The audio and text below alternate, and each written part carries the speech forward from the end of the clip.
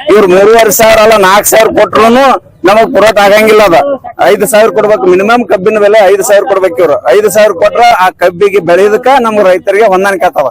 ಇಲ್ಲಪ್ಪ ಅಂದ್ರ ರೈತರು ಯಾವತ್ತು ಸಾಲಗಾರ, ಇದಕ್ಕೆ ಸಾಲ ಹೊಣೆಗಾರರೇ ಸರ್ಕಾರ, ಸರ್ಕಾರನೇ ಇದಕ್ಕೆ. ಹೆಣ್ಮಕ್ಳು ನಡೆಸ್ತಾರ, ಸಾಯ್ಲಾಕತ್ತಿದ ರೈತರು ಇಲ್ಲಿ ತಿಂಗಳಿಗೆ 2,000 ಹಾಕ್ತಾರ. ಗ್ಯಾರಂಟಿ ಕೊಟ್ಟದ್ದು ಅದನ್ನ ತಂದು ನಮ್ಮ ಮೇಲೆ ಹಾಕಿಸಿಂದ ನಮ್ಮನ್ನ ಸುಲಿಗೆ ಮಾಡ್ಲಾಕತ್ತಾರ ಅವ್ರು.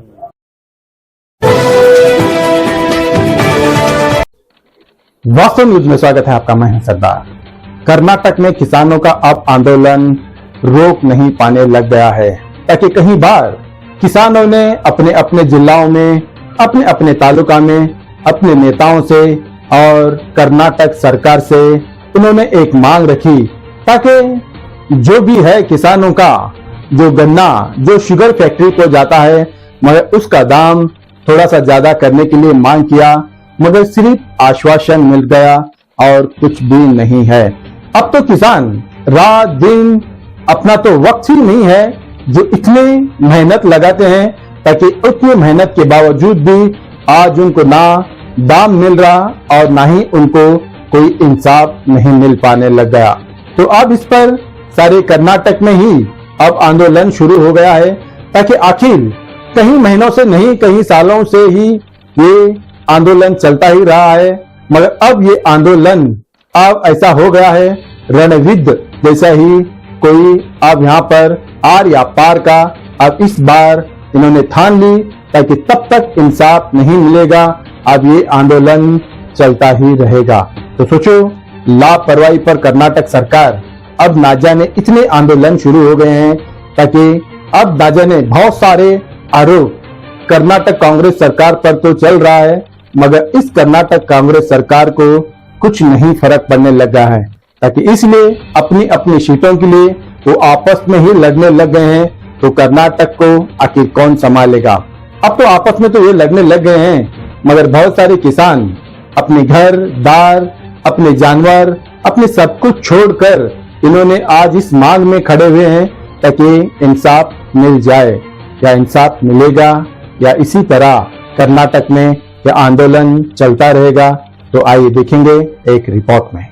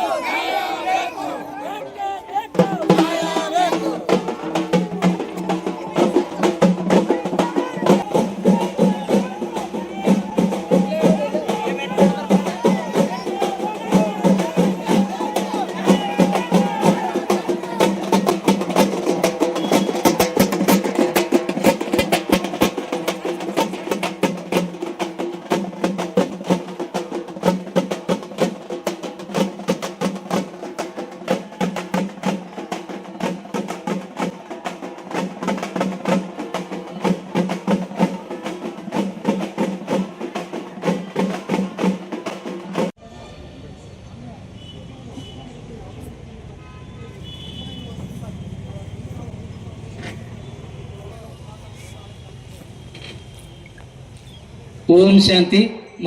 ಅಥವಾ ಮೇಟಿ ಸರ್ ಅವರು ಇವತ್ತು ನಮ್ಮನ್ನು ಅಗಲಿದ್ದಾರೆ.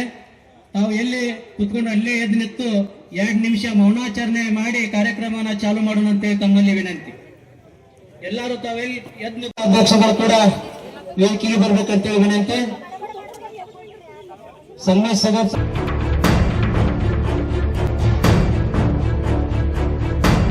ಇವತ್ತು ಕರ್ನಾಟಕ ರಾಜ್ಯ ರೈತ ಸಂಘ, ಹಸಿರು ಸೇನೆ ಹಾಗೂ ವಿವಿಧ ಪ್ರಗತಿಪರ ಸಂಘಟನೆಯವರ ವತಿಯಿಂದ ಇವತ್ತು ಬಿಜಾಪುರ ಜಿಲ್ಲೆಯಲ್ಲಿ ಕಬ್ಬು ಬೆಳೆಗಾರರಿಗೆ ಯೋಗ್ಯ 3,500 ರೂಪಾಯಿ ಬೆಲೆ ಸಿಗುವವರೆಗೂ ಕೂಡ ಇವತ್ತು ಅಹೋರಾತ್ರಿ ಧರಣಿ ಸತ್ಯಾಗ್ರಹ, ಯಾಕಂದ್ರೆ ಬೆಲೆ ಸಿಗುವವರೆಗೂ ಕೂಡ ಒಂದು ಧರಣಿ ಸತ್ಯಾಗ್ರಹವನ್ನು ಹಮ್ಮಿಕೊಂಡಿದ್ದೀವಿ. ಇವತ್ತು ಗಾಂಧಿ ಉತ್ತರದಿಂದ ದಲಿತ ಪರ ಸಂಘಟನೆಗಳಾಗಿರ್ಬೋದು, ಕನ್ನಡ ಪರ ಸಂಘಟನೆಗಳಾಗಿರ್ಬೋದು, ವಿದ್ಯಾರ್ಥಿ ಪರ ಸಂಘಟನೆಗಳಾಗಿರ್ಬೋದು, ಮಠಾಧೀಶರಾಗಿರ್ಬೋದು ನಮಗೆ ಇವತ್ತು ಬೆಂಬಲವನ್ನು ಕೊಟ್ಟಿದ್ದಾರೆ. ಇವತ್ತು ಒಂದು ನಮ್ದು ಏನಂತಂದ್ರೆ ಒಂದು ಜಿಲ್ಲಾ ಆಡಳಿತ ಆಗಿರ್ಬೋದು, ರಾಜ್ಯ ಸರ್ಕಾರಕ್ಕೆ ನಾವು ಯಾವುದೇ ಕಾರಣಕ್ಕೂ ಕೂಡ 3,500 ರೂಪಾಯಿ ಬೆಲೆ ಕೊಡದೇ ಹೋದರೆ ನಾವು ಈ ಅನಿರ್ದಿಷ್ಟ ಹೋರಾಟವನ್ನ ಮುಂದುವರಿಸ್ತೀವಿ. ಈಗ ಶಾಂತಿ ರೀತಿಯಾಗಿ ಹೋರಾಟ ನಡೆಯುತ್ತೀಗ, ಇವತ್ತಿನಿಂದ ಕಾವು ಚಾಲು ಆಯ್ತು. ಇನ್ನು ಯಾವ ರೀತಿ ಆಕೈತಿ ಅಂತಕ್ಕಂಥ ಬೇಗನೆ ನೀವು ಇತ್ಯರ್ಥ ಮಾಡದೆ ಹೋದರೆ ಮುಂದಿನ ದಿನಮಾನದಲ್ಲಿ ಉಗ್ರವಾದ ಹೋರಾಟವನ್ನು ಮಾಡಲಿಕ್ಕೆ ನಾವು ರೆಡಿಯಾಗಿದ್ದೀವಿ ಅಂತಕ್ಕಂಥ ಮಾತನ್ನ ಮಾಧ್ಯಮದ ಮುಖಾಂತರ ಇವತ್ತು ರಾಜ್ಯ ಸರ್ಕಾರಕ್ಕೆ ಮತ್ತು ಜಿಲ್ಲಾಡಳಿತಕ್ಕೆ ನಾನು ಎಚ್ಚರಿಕೆ ಕೊಡ್ತಾ ಇದ್ದೀನಿ. ಇವತ್ತು ಪ್ರಾರಂಭ ಮಾಡಿದ್ದೇವೆ. ನಮಗ ಬೆಲೆ ಸಿಗುವವರೆಗೂ ಕೂಡ ನಾವು ಧರಣಿ ಸತ್ಯಾಗ್ರಹ ಮುಂದುವರಿಯುತ್ತದೆ. ಬೆಂಬಲವಾಗಿ ಪ್ರಗತಿಪರ ಸಂಘಟನೆಗಳಾಗಿರೋ ಎಲ್ಲಾ ರೈತ ಮುಖಂಡರುಗಳು ಕೊಟ್ಟಿದ್ದಾರೆ. ಸ್ವಾಮೀಜಿಗಳು ಕೂಡ ನಮಗೆ ಬೆಂಬಲ ಕೊಟ್ಟಿದ್ದಾರೆ. ದಲಿತ ಪರ ಸಂಘಟನೆಯವರು ಕೊಟ್ಟಿದ್ದಾರೆ. ಕನ್ನಡ ಪರ ಸಂಘಟನೆಯವರು ಕೂಡ ಬೆಂಬಲ ಕೊಟ್ಟಿದ್ದಾರೆ. ನಾಳಿನ ಜನ ವಕೀಲರು ಕೂಡ ಬೆಂಬಲವನ್ನು ಕೊಡ್ತಕ್ಕಂಥ ಮಾತನ್ನು ಹೇಳಿದ್ದಾರೆ. ಇವತ್ತು ನಾಳೆ ಅದು ಬಿಲ್ ಘೋಷಣೆ ಆದ್ರೆ ಹೋದ್ರೆ ಖಂಡಿತವಾಗಿ ಈ ಹೋರಾಟ ಉಗ್ರವಾಗಿ ಹೋರಾಡ್ತೈತಿ. ಯಾಕಂದ್ರೆ ಇವತ್ತು ರೈತರು ಸಂಕಷ್ಟದಲ್ಲಿದ್ದಾರೆ. ಈಗ ಅತಿವೃಷ್ಟಿ ಅನಾವೃಷ್ಟಿಯಿಂದ ನಮ್ಮ ಬೆಳೆ ಎಲ್ಲ ಸಂಪೂರ್ಣ ನಾಶ ಆಗಿದಾವೆ. ಈ ಬೆಳೆ ಒಂದೇ ಕಬ್ಬಿನ ಬೆಲೆ ಏನಾದ್ರೂ ಸಿಕ್ಕರೆ ನಾವು ಬದುಕ್ತೀವಿ ಅಂತಕ್ಕಂಥ ವಿಚಾರ ಇತ್ತು. ಆದ್ರೂ ಕೂಡ ಇವತ್ತು ಅದನ್ನೂ ಸರ್ಕಾರ ಗಣನೆಗೆ ತಗೊಳ್ಳಾರ್ದ ರೈತರಿಗೆ ಮೋಸ ಮಾಡ್ತಾ ಇದೆ.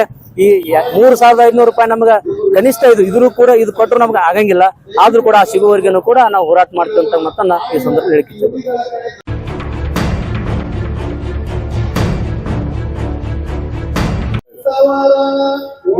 ಇವತ್ತು ಬಿಜಾಪುರದಲ್ಲಿ ಕಬ್ಬಿಗೆ ಬೆಲೆಯನ್ನ ನಿಗದಿ ಮಾಡಬೇಕಂತ ಹೇಳಿ ಭಾರತೀಯ ಕಿಸಾನ್ ಸಂಘ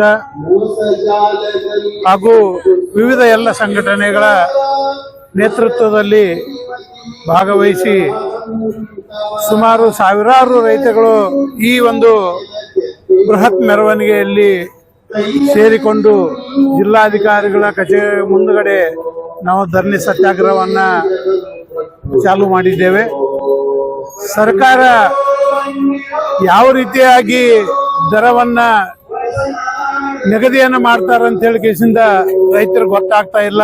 ರೈತರ ಸಂಕಷ್ಟಕ್ಕೆ ಇವತ್ತು ಕೇಂದ್ರ ಸರ್ಕಾರ ಇರ್ಬೋದು, ರಾಜ್ಯ ಸರ್ಕಾರ ಇರ್ಬೋದು, ಯಾವುದೇ ಇರಲಿ ಅಲ್ಲೇ ಅವರು AC ರೂಮ್ನಾಗ ಕುಂತು ಏನೂ ಫೀಲ್ಡಿಗೆ ಬರಲಾರ್ದ ಒಂದು ಗೊಬ್ಬರದ ಇರಬಹುದು, ಲೇಬರ್ ಕಷ್ಟ ಇರಬಹುದು, ಇವತ್ತು ಟ್ರ್ಯಾಕ್ಟರ್ ತೊಂದರೆ ಇರಬಹುದು, ನೀರಿನ ತೊಂದರೆ ಇರಬಹುದು, ವಾತಾವರಣದ ವೈಪರೀತ್ಯ ಇರಬಹುದು. ಇದೆಲ್ಲನೂ ಮನಗೊಂಡು ಎಲ್ಲ ಕ್ಯಾಲ್ಕುಲೇಷನ್ಗಳನ್ನು ಮಾಡಿ ಇವತ್ತು FRP ಇರಬಹುದು, MSP ಇರಬಹುದು, ಅಲ್ಲೇ ಕುಂತ ಅವ್ರು ಮಾಡ್ತಾರೆ. ಯಾಕಂದ್ರೆ ರೈತನ ಕಷ್ಟ ಇವತ್ತು ದಿನೇ ಇವತ್ತು ಲೇಬರ್ ಚಾರ್ಜ್ ಜಾಸ್ತಿ ಆಗ್ತಾ ಇದೆ. ಆಳುಗಳು ಸಿಗ್ತಾ ಇಲ್ಲ.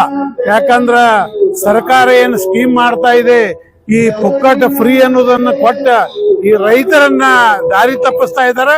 ಮತ್ತ ಎಲ್ಲ ರೈತಾಪಿ ಜನಕ್ಕ ಇವರು ಬಂದ್ ಮಾಡುವ ಪರಿಸ್ಥಿತಿಯನ್ನ ನೂಗ್ತಾ ಇದ್ದಾರೆ.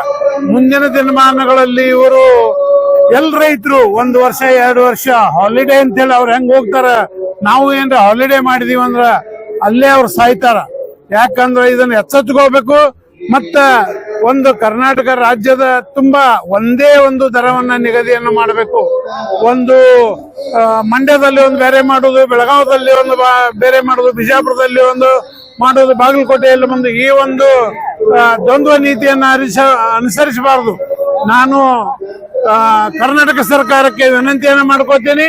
ಕಬ್ಬಿನ ಕ್ವಾಲಿಟಿ ಯಾವ ಬರಬೇಕು, ಏನು ಬರಬೇಕು ಅನ್ನೋದು ರೈತರಿಗೆ ಒಂದು ಗೈಡೆನ್ಸ್ ಕೊಡಬೇಕು. ಮತ್ತೆ ಶುಗರ್ ಫ್ಯಾಕ್ಟರಿ ಅವರು ಏನು ಮೋಸ ಮಾಡ್ತಾ ಇದ್ದಾರೆ ತಮ್ಗೆಲ್ಲರಿಗೂ ಗೊತ್ತು. ಇವತ್ತು ತೂಕದಲ್ಲಿನೂ ಮೋಸ ಮಾಡ್ತಾ ಇದ್ದಾರೆ, ನಂತರ ಸಕ್ಕರೆ ವೇಬ್ರಿಜ್ ಒಂದ್ ಬೇರೆ ಇರುತ್ತೆ, ರೈತರ ವೇಬ್ರಿಜ್ ಒಂದ್ ಬೇರೆ ಇರ್ತದೆ. ಇದನ್ನೆಲ್ಲ ಬಿಟ್ಟು ಎಲ್ಲಾ ಗೊತ್ತು, ಎಲ್ಲ ಶಾಸಕರು ಇರಬಹುದು, ಶ್ರೀಮಂತರು ಇರಬಹುದು, ಮುಂದಿನ ದಿನಮಾನಗಳಲ್ಲಿ ಬಹಳ ಕಷ್ಟ ಆಗುತ್ತೆ. ನಾವೇನು ಇವತ್ತು ರೋಡ್ನಲ್ಲಿ ಬಂದು ಧರಣಿಯನ್ನು ಮಾಡ್ತಾ ಇದೀವಿ, ನೀವು ಎಲ್ರು ರೋಡ್ನಾಗ ಬರುವಂಗ ಎಲ್ಲ ಕರ್ನಾಟಕ ಇರಬಹುದು, ಭಾರತ ದೇಶ ಎಲ್ಲ ರೈತರು ಹೋರಾಟವನ್ನು ಮಾಡ್ತಾರ. ನೀವು ರೋಡ್ನಾಗ ಕುಂದಿರ್ಬೇಕಾಗ್ತೈತಿ ಅಂತೇಳಿ ಈ ಮೂಲಕ ನಾನು ಒಂದು ಎಚ್ಚರಿಕೆ ಗಂಟೆಯನ್ನು ಕೊಡ್ತಾ ಇದ್ದೀನಿ.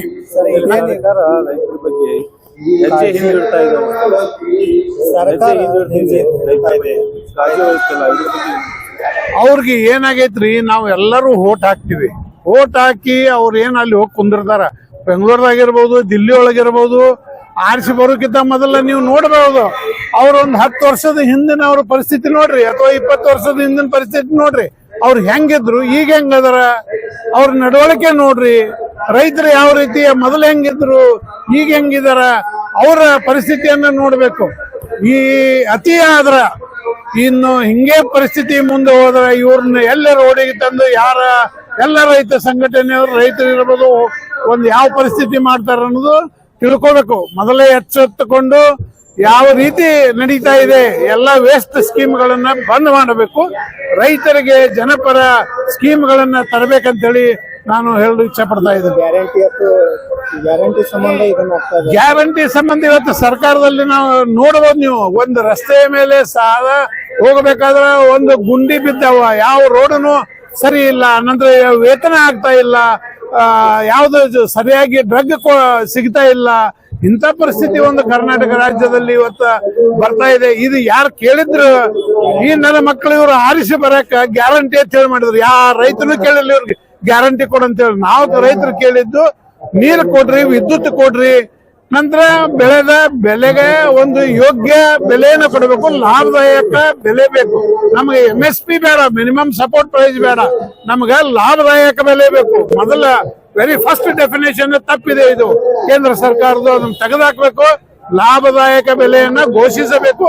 ಲಾಭದಾಯಕ ಬೆಲೆ ಯಾವ ರೀತಿ ತಮ್ಮ ನೌಕರಿಯಲ್ಲಿರಬಹುದು, ಯಾವ ರೀತಿ ತಮ್ಮ ಪಗಾರನ್ನ ಹೆಚ್ಚು ಮಾಡ್ಕೋತಾರೆ, ಆ ರೀತಿ ನಮ್ಮ ರೈತರಿಗೂ ಪ್ರತಿ ವರ್ಷ ಅಪ್ಡೇಟ್ ಮಾಡಿಕೊಂಡು ಯಾವ ರೀತಿ SR ರೇಟ್ ಚೇಂಜ್ ಮಾಡ್ತಾರೆ, ಆ ರೀತಿ ಎಲ್ಲ ಮಟೀರಿಯಲ್ಗಳ ಮೇಲೆ, ಎಲ್ಲ ಆಹಾರ ಧಾನ್ಯಗಳ ಮೇಲೆ ಹೆಚ್ಚಿಗೆ ಮಾಡ್ಬೇಕಂತೇಳಿ ಕಿಸಿಂದ ಕೇಳ್ಕೊತೀನಿ. ಮತ್ತು ಆರ್ಗ್ಯಾನಿಕ್ ಬಗ್ಗೆ ಹೆಚ್ಚಿನ ಒತ್ತನ್ನು ಕರ್ನಾಟಕ ಸರ್ಕಾರ ಕೊಡಬೇಕು.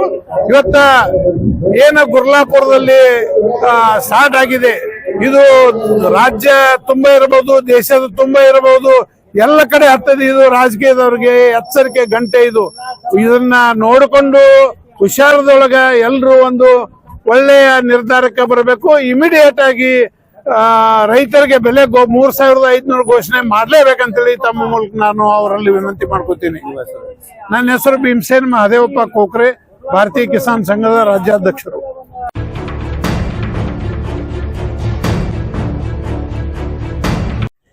ಇವತ್ತು ಕರ್ನಾಟಕ ರಾಜ್ಯ ರೈತ ಸಂಘ ಹಸಿರು ಸೇನೆ ಇವತ್ತು ಬೆಳಗಾವದಲ್ಲಿ ನಮ್ಮ ಹೋರಾಟ ನಿರಂತರ ನಡೀತಾ ಇದೆ. ನಾವು ಇಲ್ಲಿ ವಿಜಯಪುರದಲ್ಲಿ ನಿನ್ನೆ ನಾವು DCM ಮತ್ತು ಅವರು SP ಅವರು ಮೀಟಿಂಗ್ ಕರೆದಿದ್ರು.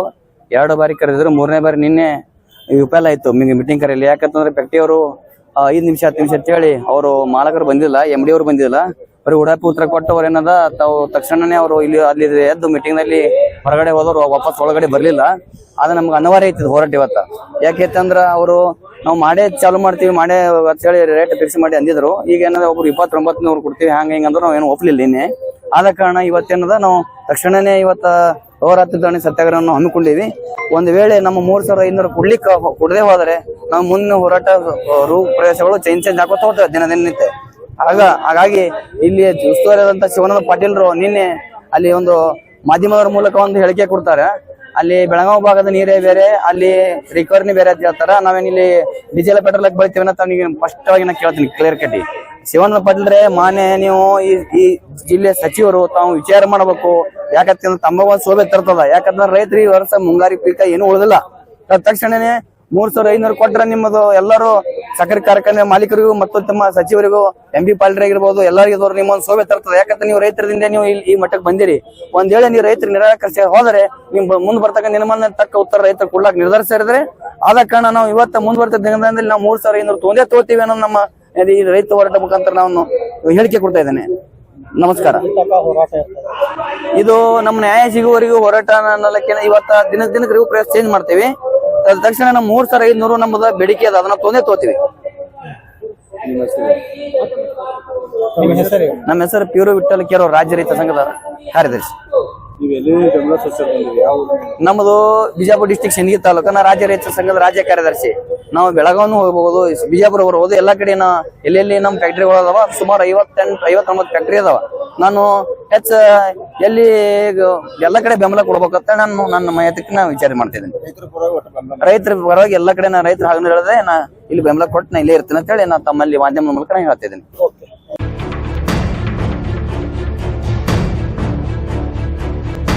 ಇಂದು ವಿಜಯಪುರ ನಗರದಲ್ಲಿ ಮಾನ್ಯ ಜಿಲ್ಲಾಧಿಕಾರಿಗಳ ಕಚೇರಿ ಎದುರುಗಡೆ ಎಲ್ಲಾ ರೈತ ಪರ ಸಂಘಟನೆಗಳು, ದಲಿತ ಪರ ಸಂಘಟನೆಗಳು ಮತ್ತು ಕನ್ನಡ ಪರ ಸಂಘಟನೆಗಳು, ಎಲ್ಲಾ ಪ್ರಗತಿಪರ ಸಂಘಟನೆ ಒಕ್ಕೂಟದಿಂದ ನಾವು ವಿಜಯಪುರ ಜಿಲ್ಲೆಯ ಏನು 10 ಸಕ್ಕರೆ ಕಾರ್ಖಾನೆಗಳಿದಾವಲ್ಲ, ಈ ನಿಗದಿ ಆದಂತಹ ಹಳೆ FRP ದರವನ್ನ ಖಂಡಿಸಿ ನಾವು ಹೊಸ FRP ದರವನ್ನ ಘೋಷಣೆ ಆಗಬೇಕು. ಅದು 3500 ರೂಪಾಯಿ ಜಿಲ್ಲೆಗೆ ಏಕರೂಪ ದರ ನಿಗದಿ ಆಗ್ಬೇಕು ಅನ್ನುವಂತ ದೃಷ್ಟಿಯಿಂದ ನಾವು ಎಲ್ಲಾ ಸಂಘಟನೆಗಳ ಒಕ್ಕೂಟದಿಂದ ಇವತ್ತು ಬೃಹತ್ ಅಹೋರಾತ್ರಿ ಧರಣಿ ಸತ್ಯಾಗ್ರಹವನ್ನು ಹಮ್ಮಿಕೊಂಡಿದ್ದು, ಮುಂದಿನ ದಿನಮಾನಗಳಲ್ಲಿ ಈ ನಮ್ಮ ಹೋರಾಟಕ್ಕ ಈ ಸಕ್ಕರೆ ಕಾರ್ಖಾನೆಗಳು ಮತ್ತು ಜಿಲ್ಲಾಡಳಿತದ ಮಧ್ಯಸ್ಥಿಕೆಯಲ್ಲಿ ಏನಾದರೂ ನ್ಯಾಯಸಮ್ಮತವಾದ ಒಂದು ಬೆಲೆ ನಿಗದಿ ಆಯ್ತು ಒಳ್ಳೇದು. ಆಗದೆ ಇದ್ರೆ ನಾವು ಎಲ್ಲರೂ ರಾಜ್ಯ ಹೆದ್ದಾರಿಯನ್ನ ಬಂದ್ ಮಾಡಿ ಉಗ್ರವಾದ ಹೋರಾಟವನ್ನ ಮಾಡಿ ನಾವು ಬೀದಿಯಲ್ಲಿ ನಿಂತು ನ್ಯಾಯ ಪಡೆಯುವಂತ ಸ್ಥಿತಿ ತಂದು ಹೊಡಬಾರ್ದು ಅನ್ನೋಂತ ನಮ್ಮ ಬೇಡಿಕೆ ಮೊದಲೇದು. ಇಲ್ಲಿಗೆ ನಮಗೆ ನ್ಯಾಯ ಸಿಕ್ಕರೆ ಒಳ್ಳೇದು, ಇದು ಸಿಗದೇ ಇದ್ರೆ ಉಗ್ರವಾದ ಹೋರಾಟಕ್ಕೆ ನಾವು ಮುನ್ನಡೆಯನ್ನ ನಾವು ಹಾಕ್ತಿವಿ ಅನ್ನುವಂತ ಮಾತನ್ನ ಇಂದು ನಾವು ಕರೆ ಕೊಡ್ತಾ ಇದ್ದೀವಿ. ಉತ್ತರ ಕರ್ನಾಟಕ ರಾಜ್ಯ ರೈತ ಸಂಘ ಜಿಲ್ಲಾಧ್ಯಕ್ಷರು ಶಂಕರಗೌಡ ಹಿರೇಗೌಡ.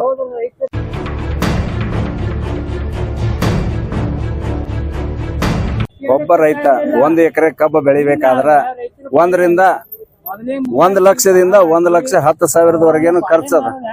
ಇವ್ರು ಕೊಡುದು 3,000 ಕೊಡ್ತಾರ. ಈ 3,000 ಬಿಲ್ ಅನ್ನ ರೈತರಿಗೆ ಸಾಲಂಗಿಲ್ಲ. ಯಾಕಂದ್ರ 1 ಎಕರೆ 10,000 ಲುಕ್ಸಾನ್ ಆಗ್ತದ. 3,000 ಕೊಟ್ರು ನಾವು ಬೆಳೆದ 25 ಟನ್ನಿಂದ 30 ಟನ್ ಬೆಳಿತೀವಿ. ನಾವು 30 ಟನ್ ಹಿಡಿದ್ರು 90,000 ರೂಪಾಯಿ ಹಾಕದ. ಆ 90,000 ರೂಪಾಯಿ ಇನ್ನ 10,000 ರೂಪಾಯಿ ನಾವು ಕೈಲಿ ಕೊಡ್ಬೇಕು, ಸಾಲದಾಗದೀವಿ ನಾವು.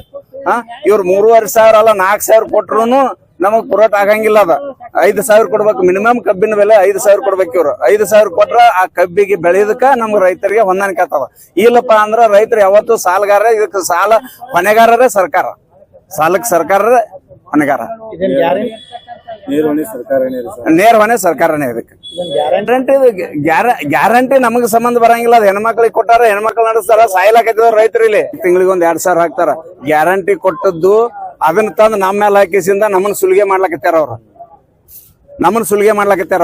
ಈ ನಮ್ಮನ್ನ ಸುಲಿಗೆ ಮಾಡೋದು ಬಿಟ್ಟು GST ತೆಗೆದ್ರ ನಾವು ಅನುಕೂಲ ಆಗಿ ಉಳಿತೀವಿ, ಇಲ್ಲ ಅಂದ್ರೆ ಅನುಕೂಲ ಆಗಂಗಿಲ್ಲ. ಬಾಪುಗೌಡ ಬ್ರದರ್, ರಾಜ್ಯ ರೈತ ಸಂಘ ಬಬಲೇಶ್ವರ.